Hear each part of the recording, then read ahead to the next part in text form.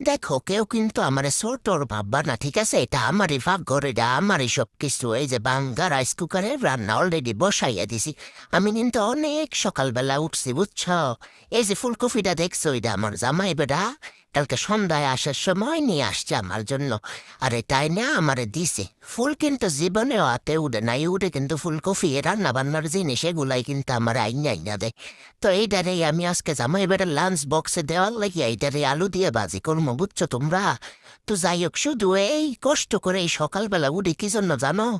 এই শয়তান বেটারে ভালোবাসি দেখে, শয়তান বেটারে ভালোবাসি দেখে, শুধু এই ভালোবাসার কারণে এই সকালবেলায় ঠান্ডা পানি কো এই যে ঠান্ডা জিনিসপত্র সব হাতাইয়া উতাইয়া রান্না বান্না কইরা এই বেটারে খালি লাঞ্চ বক্সে ঢুকাইয়া দিই।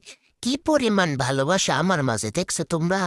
এইসবের কারণে শুধু শুধু আমি কষ্ট পাই বেটা। দুরুম দারুম মাঝে মাঝে দুই একটা কথা কইয়া লাই, তখন যে কতটা কষ্ট যায়। এই যে কষ্ট করি আমি কাল লাগিয়া করি, তখন মনটা তো অনেক কষ্ট যায়।